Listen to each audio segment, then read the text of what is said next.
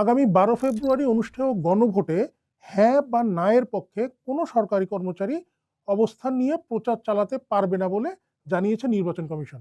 নির্বাচন কমিশন থেকে আজ বৃহস্পতিবার এক চিঠিতে বলা হয় যে যদি কোনো সরকারি কর্মচারী এই গণভোটে হ্যাঁ বা না এর পক্ষে প্রচার চালান তাহলে তার দণ্ড হবে। গণপ্রতিনিধিত্ব আদেশ এবং গণভোটের যে অধ্যাদেশ জারি করা হয়েছে সেটি তুলে ধরে ইসি এই কথা বলেছে। আমরা এ বিষয়ে শুনব নির্বাচন কমিশন সংস্কার কমিশনের যে সদস্য এবং নির্বাচন কমিশনের সাবেক অতিরিক্ত সচিব জেসমিন টুলি কি বলছেন, শুনে আসি তার কথা। এই গণপ্রতিনিধিত্ব আদেশ 1972 অনুচ্ছেদ 86 সাথে এটার সাথে দেখতে হবে গণভোটের অধ্যাদেশ, গণভোটের অধ্যাদেশের ওই ধারা 21। তাহলে আপনি দুটো দেখলে আপনার কাছে পরিষ্কার হয়ে যাবে। কোন ইলেকশনকে প্রভাবিত করে এরকম কিছু করতে পারবে না, মানে প্রচারণা তো করতেই পারে না।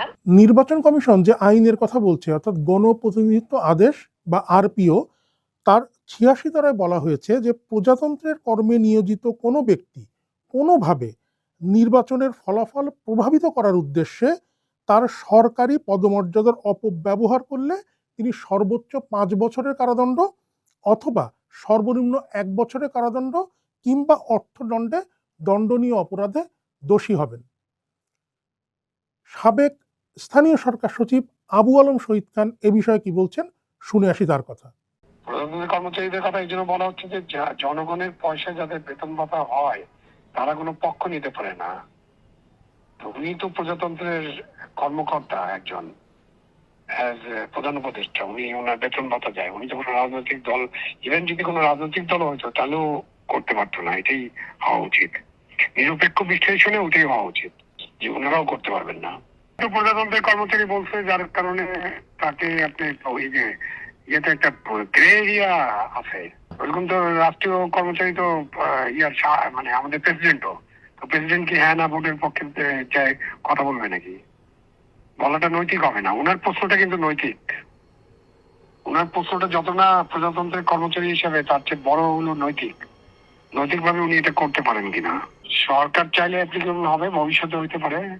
এখন সরকার নিজেদের আছে হইলো না, কিন্তু যখন অন্য কোনো সরকার থাকবে তখন তারা এই কারণে তাদেরকে, ওনারা যেমন ভাবে অন্যদেরকে জেলখানা পাঠিয়েছে ওনাদেরকে এরকম পাঠিয়ে দিতে পারে। সেটা তো সরকার কি চিন্তা করবে তার উপর।